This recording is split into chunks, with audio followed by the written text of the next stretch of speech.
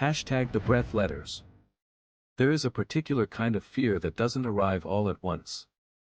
It doesn't crash through your door or announce itself with a scream. It comes in an envelope. It comes in handwriting you don't recognize. It comes in the quiet details that no one, absolutely no one, should know. Between 2016 and 2021, families scattered across rural Appalachia received handwritten letters. The letters were not threatening in the traditional sense. They contained no demands, no ransom requests, no explicit violence. What they contained was worse. They contained the truth. Specific, intimate, verifiable truths about the final moments of the recipient's dead loved ones, moments that occurred behind closed doors, in hospice rooms, in bedrooms where no outsiders were present. And every single letter ended with the same 7 words. I was there when they stopped breathing. No fingerprints. No DNA. No traceable postmark origin. No suspect. No motive that anyone has been able to articulate in a way that makes rational sense. I've spent 4 months on this. I've spoken to affected families, retired postal investigators, a forensic linguist, and a true crime researcher who has been quietly compiling a database of these letters since 2019. What I found didn't clarify anything. It made everything worse. This is the story of the breath letters. To understand why these letters are so deeply disturbing, you first need to understand where they were sent. Appalachia is not a single place. It is a spine of mountains and valleys that stretches from southern New York to northern Mississippi, encompassing parts of 13 states. The communities we're talking about, the ones that received letters, are concentrated in a relatively narrow band running through eastern Kentucky, southwestern Virginia, southern West Virginia, and a small pocket of northeastern Tennessee. These are places where the nearest hospital might be 40 minutes away. Where families have lived on the same land for 5, 6, 7 generations. Where death, when it comes, often comes at home. Not in sterile hospital rooms monitored by cameras and staff, but in back bedrooms, in the same houses where the dying person was born. The family gathers. Maybe a hospice nurse visits. Maybe not.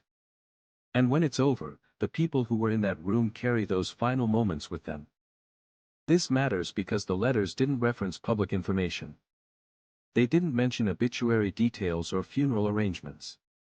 They referenced things that happened in those rooms.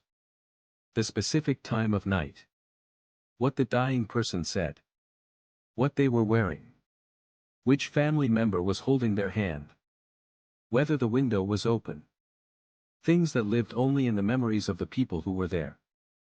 The first confirmed letter arrived in March of 2016, though there is some evidence that earlier letters may have existed and simply went unreported.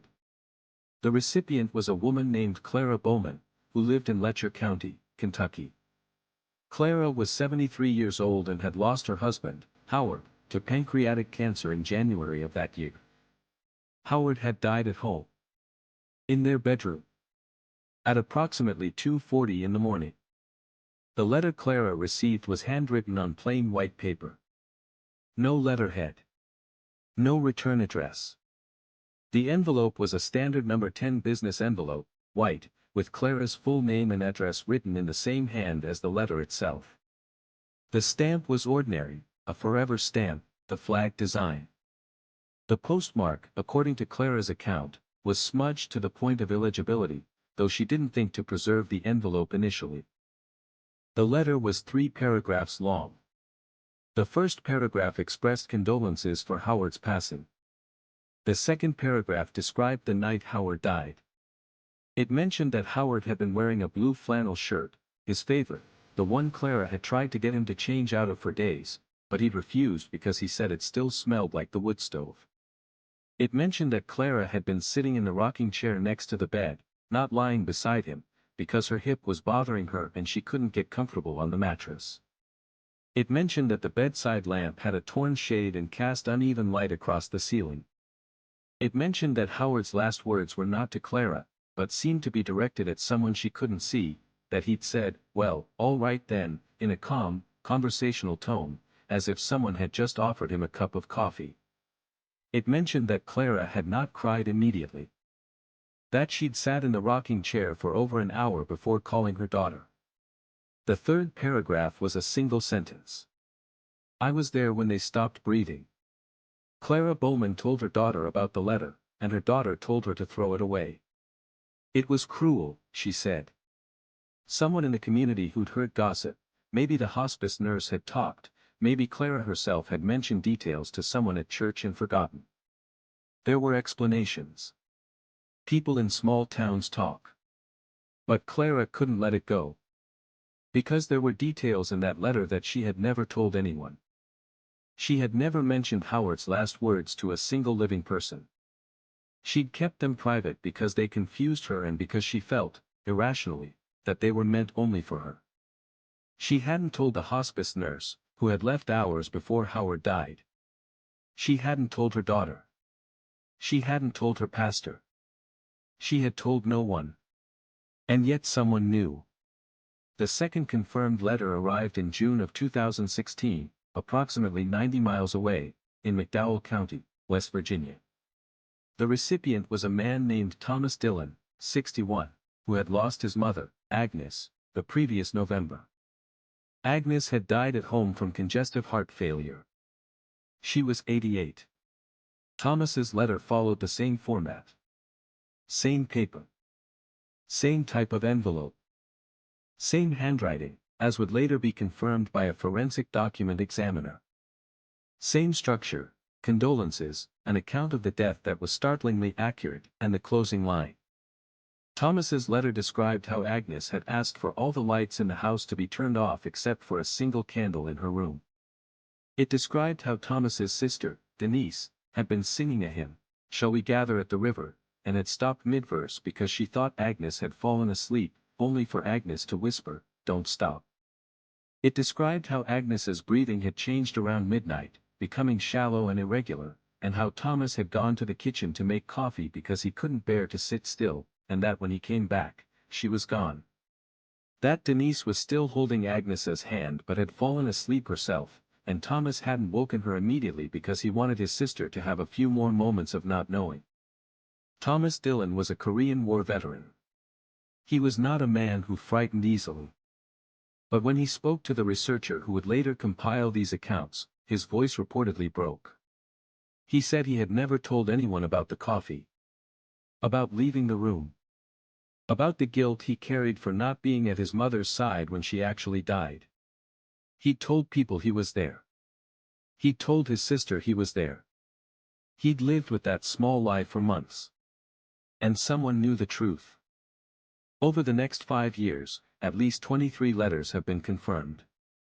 I say, at least, because the true number is almost certainly higher. These are rural communities with deep-rooted traditions of privacy. Many recipients likely discarded the letters, or kept them hidden, or simply did not speak about them to anyone outside their immediate family. The 23 confirmed cases come from the work of a researcher I'll refer to as MK, who requested that I not use their full name. MK is a folklorist and independent researcher based in Virginia who has been studying death traditions in Appalachian communities for over a decade. They first heard about the letters in 2018, when a contact in Buchanan County, Virginia, mentioned that 2 families in the area had received strange correspondence related to recent deaths. MK began reaching out to community contacts across the region and, over the next 3 years, identified 23 confirmed cases spanning 5 years, 4 states, and 17 counties. The consistency across the letters is remarkable and, frankly, inexplicable. Every letter is handwritten in the same hand. The writing is neat, measured, and slightly old-fashioned in style. MK describes it as resembling the Palmer method of cursive handwriting that was taught in American schools in the early to mid-20th century. A forensic document examiner who reviewed high-resolution scans of 11 of the letters concluded that they were almost certainly written by the same individual, noting consistent letter formation, pen pressure, baseline alignment, and a distinctive way of forming lowercase g and y with unusually elongated descenders.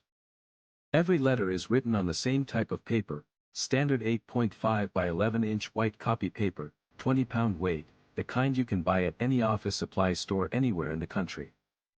No watermarks. No identifying marks. Every letter uses the same type of envelope. Every letter uses a standard forever stamp. And in every case where the envelope was preserved, which is only 8 of the 23, the postmark was either partially or completely illegible. Smudged. Obscured. In 2 cases, postal workers noted that the smudging appeared unusual, as if the ink had been deliberately treated or the envelope had been exposed to moisture before mailing. But in the other 6 cases, the damage was consistent with normal postal processing wear. This is where the investigation, such as it is, runs into its first wall. The U.S. Postal Inspection Service was contacted regarding the letters on at least 3 separate occasions, once by the Dillon family in 2016, once by the family of a recipient in Wise County, Virginia in 2018, and once by MK themselves in 2020. In all 3 cases, the response was essentially the same: the letters did not contain explicit threats, did not constitute extortion, and did not meet the threshold for a federal investigation into mail fraud or harassment. The Postal Inspection Service is a remarkably effective law enforcement agency when it has jurisdiction. In this case, it determined that it largely did not. Local law enforcement responses varied. Several families reported the letters to their county sheriff's office. In most cases, deputies took reports and filed them away. In 2 cases, one in Pike County, Kentucky and one in Mercer County, West Virginia, officers made some effort to investigate, running the letters for fingerprints and DNA. They found nothing. No latent prints. No skin cells, no saliva from the envelope seal. The envelopes were self-adhesive, not the kind you lick. The stamps were self-adhesive. Whoever sent these letters either wore gloves or exercised extraordinary care. Or, as MK put it to me with visible discomfort, there's just nothing there to find. Let me walk you through the geography for a moment, because it reveals something unsettling. If you plot the confirmed letter locations on a map, they don't form a random scatter. They don't cluster around a single point that might indicate a sender's home base. Instead, they trace a rough line that follows the mountain ridges, snaking from northeastern Kentucky through southern West Virginia and into southwestern Virginia, with a few outliers in Tennessee. The line roughly corresponds to the route of U.S. Route 23 and its various connecting highways, the same roads that have served as the primary arteries of these communities for decades. MK noticed something else. The letters correlate with deaths that occurred at home. Out of 23 confirmed cases, every single one involved a person who died in a private residence. Not a hospital. Not a nursing home. Not even an assisted living facility. Every death was a home death, and in the vast majority of cases, the deceased was elderly and had been ill for some time. These were expected deaths. Anticipated deaths. The kind of death where the family has time to gather, to prepare, to be present. The letters arrived between 6 weeks and 4 months after the death, with the median being approximately 10 weeks. This timing is specific. It falls within the window after the initial shock of loss has passed but before the rawer edges of grief have begun to dull. It is, psychologically speaking, the period when a bereaved person is most vulnerable to intrusive thoughts, most likely to replay the death in their mind, most susceptible to the suggestion that something about those final moments was not what it seemed. Whether this timing is deliberate or coincidental, I cannot say. But I will say that every family I spoke to, directly or through MK, described receiving the letter during what they characterized as their darkest period. The weeks when the casseroles had stopped arriving and the phone had stopped ringing and the reality of absence had begun to settle into the bones of the house. The letters arrived precisely when they would do the most damage. Now I need to talk about the content of the letters in more detail, because this is where any conventional explanation begins to collapse. I've described Clara Bowman's letter and Thomas Dillon's letter. Let me describe a few more. In 2017, a family in Dickinson County, Virginia received a letter following the death of their patriarch, a retired coal miner named Earl, who had died of black lung disease at age 79. The letter described how Earl had refused to lie in bed during his final hours and had instead insisted on sitting in his recliner in the living room, facing the window that looked out over the hollow where he'd grown up. It described how his granddaughter, who was 9 years old, had crawled into his lap and fallen asleep there, and how Earl had stroked her hair and said, very quietly, "This is the only thing I did right."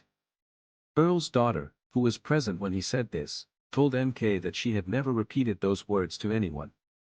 Not her husband. Not her siblings. She said the words felt sacred. Like a confession. She had carried them alone for 7 months, and then a stranger put them in a letter and mailed them to her mother. In 2018, a woman in Mingo County, West Virginia received a letter about her husband, who had died of a stroke at age 66.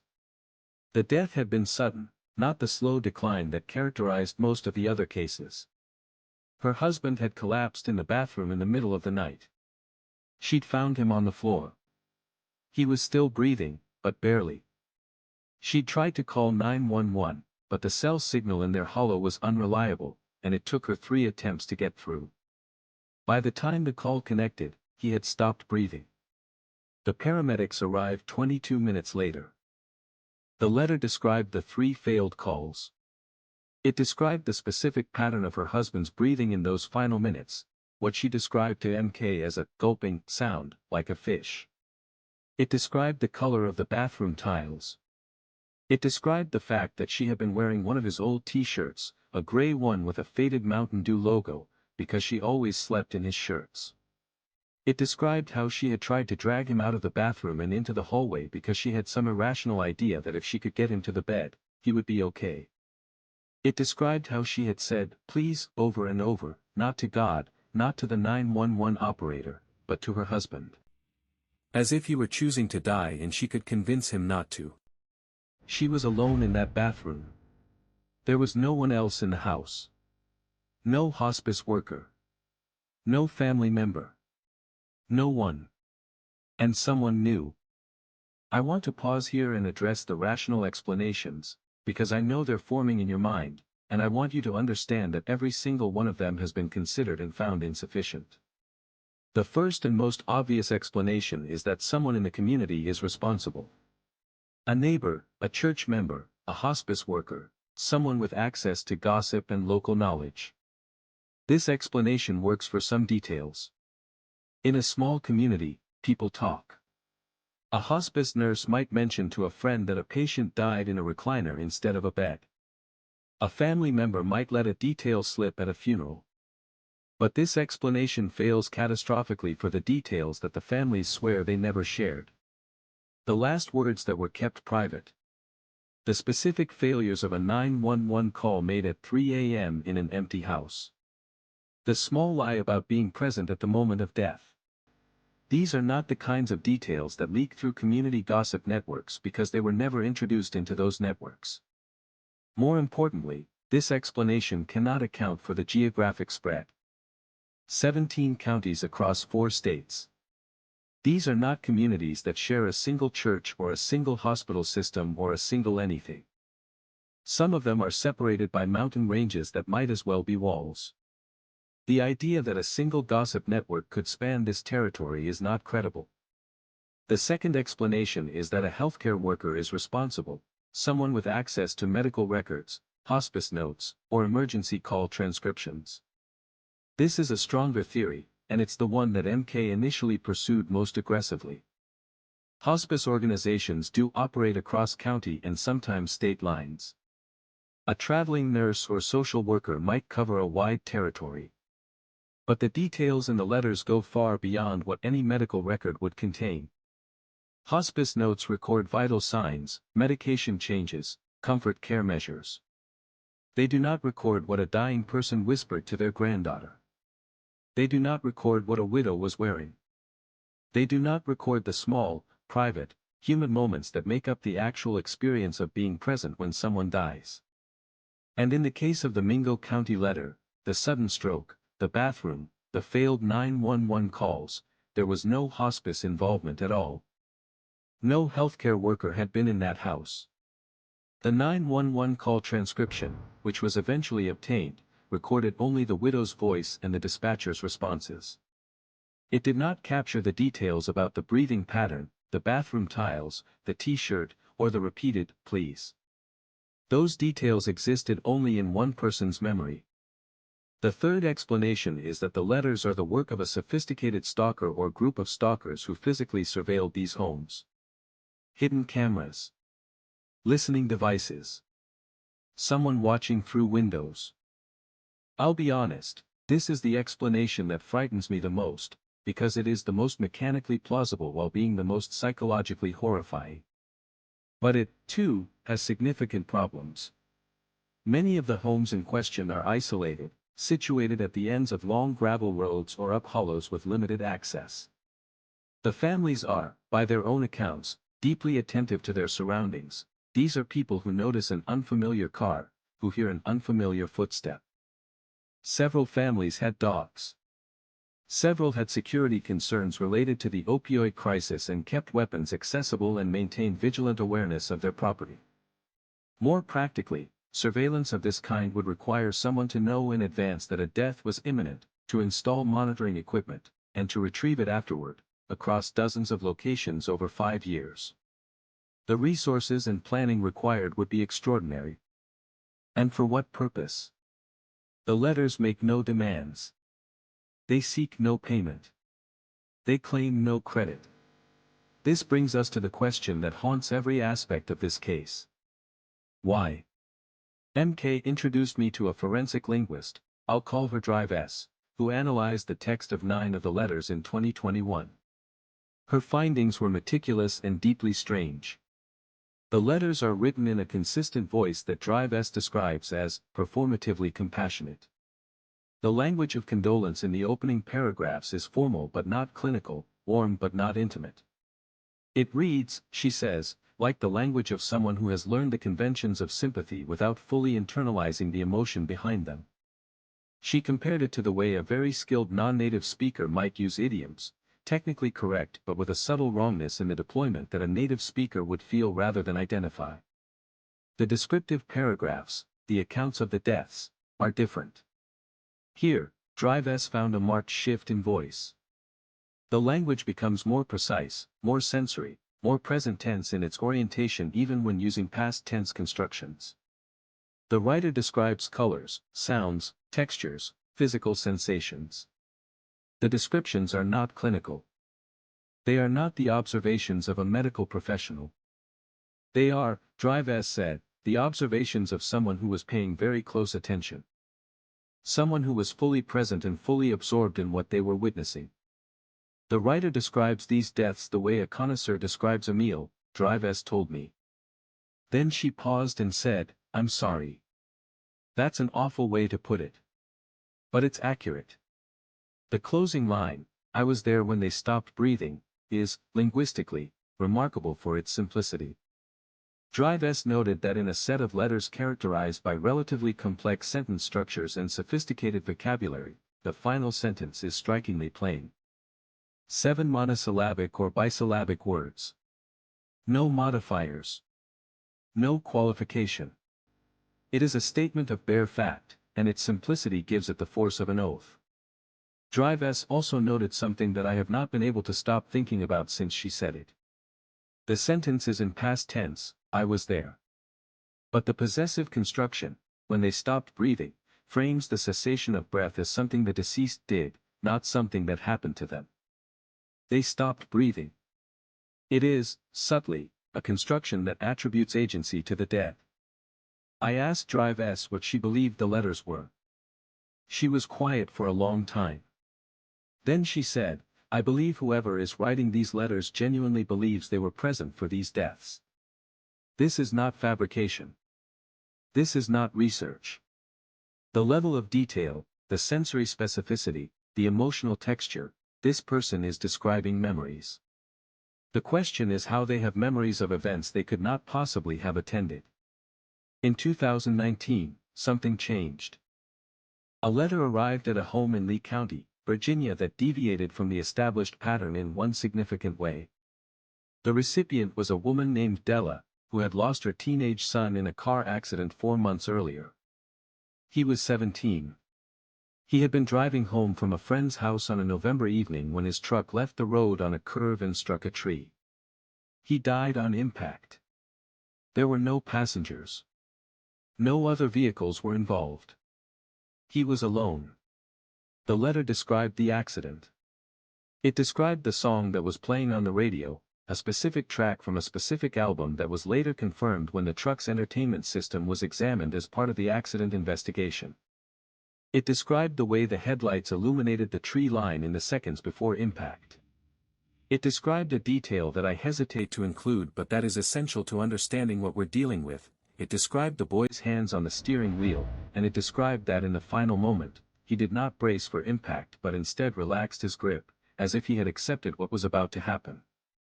The letter described a death that took less than 2 seconds, in a vehicle traveling at highway speed, on a dark rural road with no witnesses.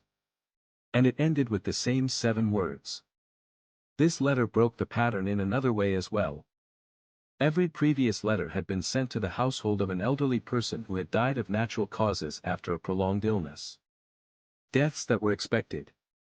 Deaths that occurred in bedrooms, in the presence of family. The Lee County letter was the first to reference a sudden, violent, solitary death. A death that occurred in a place and manner where no observer could have been present. MK told me that when they verified the details of this letter, when the song was confirmed, when the forensic details aligned, they experienced what they described as a fundamental epistemological crisis. Their word. It meant that the frameworks they had been using to think about the letters, surveillance, insider knowledge, elaborate research, no longer applied. No camera or listening device could have been in that truck. No gossip network carries the sensory experience of a fatal car accident from the perspective of the person who died. And yet, after the Lee County letter, 2 more letters were identified that referenced sudden or unwitnessed deaths. One, received in 2020, described the death of a man who had suffered a heart attack while hunting alone in the mountains of eastern Kentucky. His body was not found for 3 days.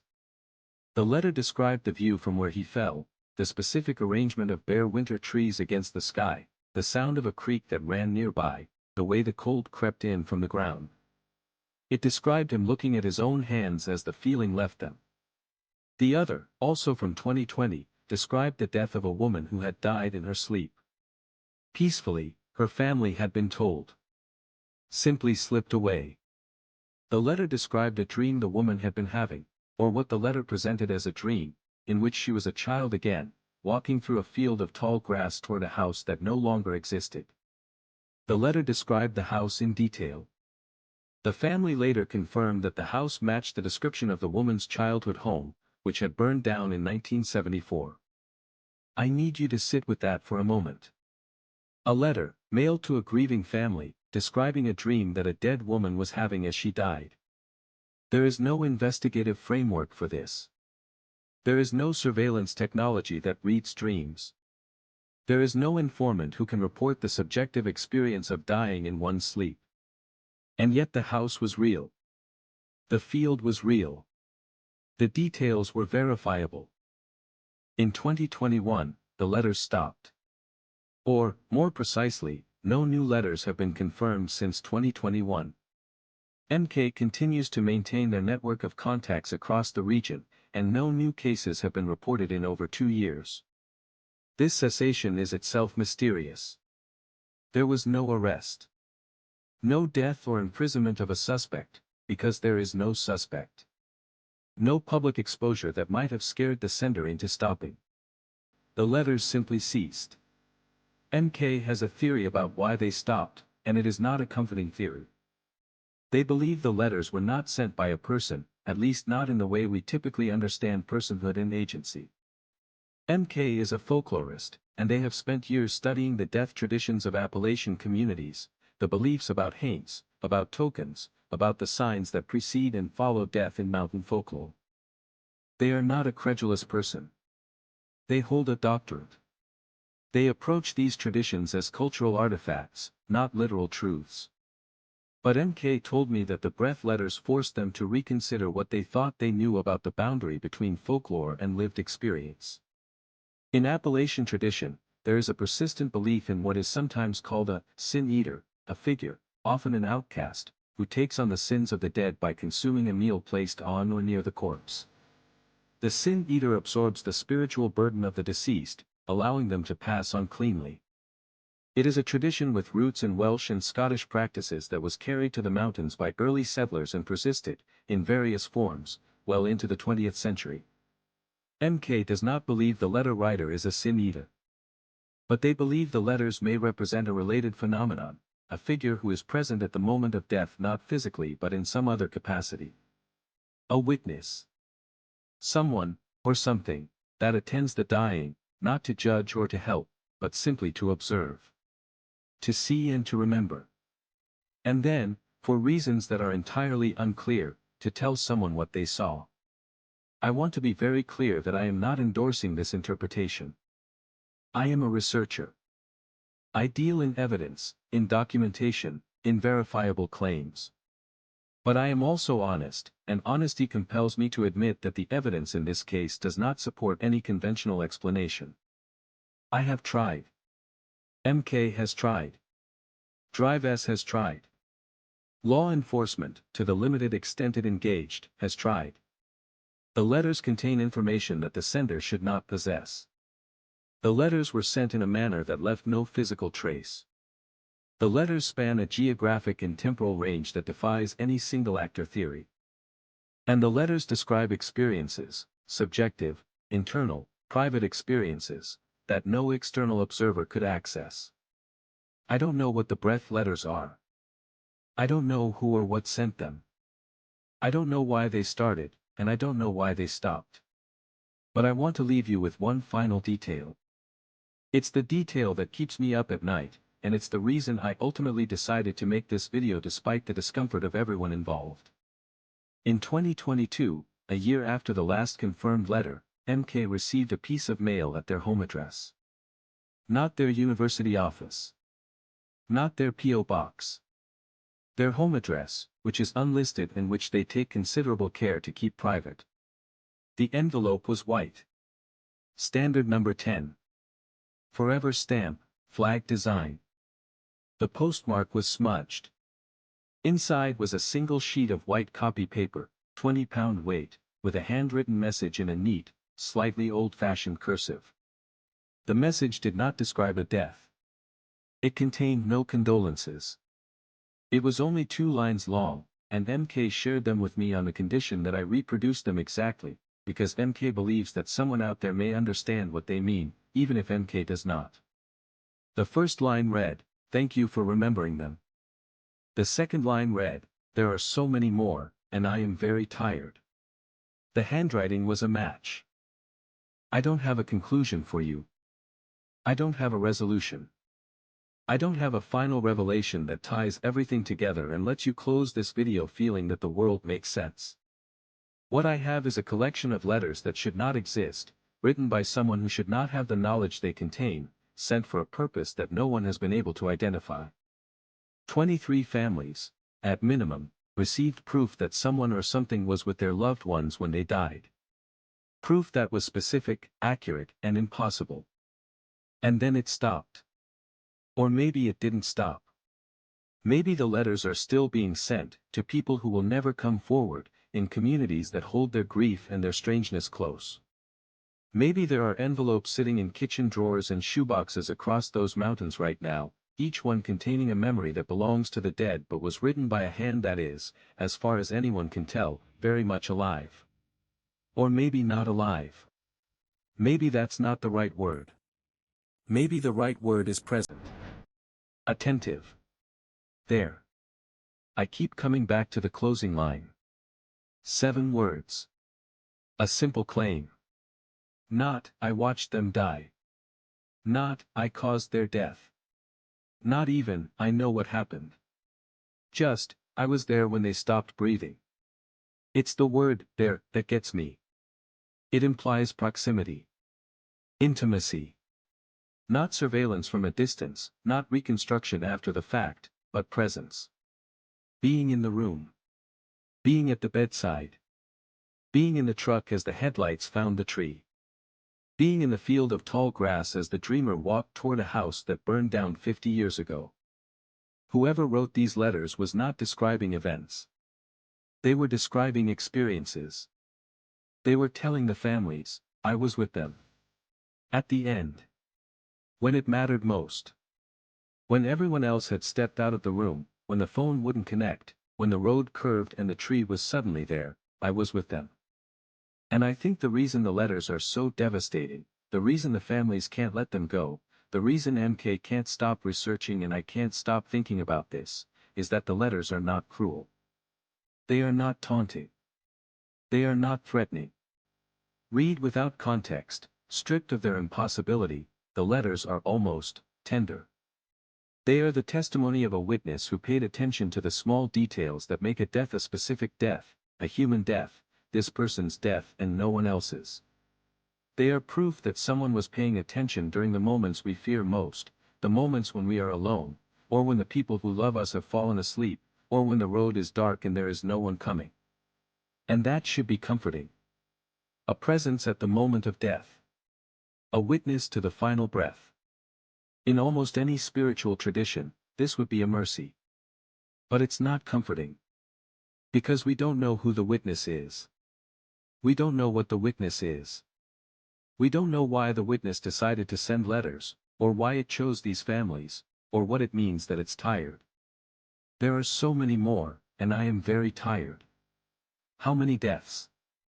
How many final breaths?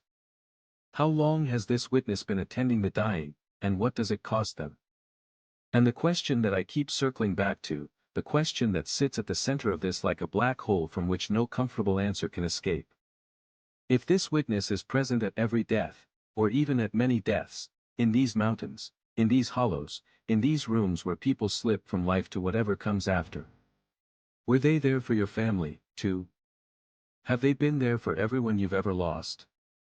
Is there a letter sitting somewhere with your name on it, describing a death you witnessed, containing a detail you've never told anyone, waiting for the day when you open it and realize that you were never alone in that room?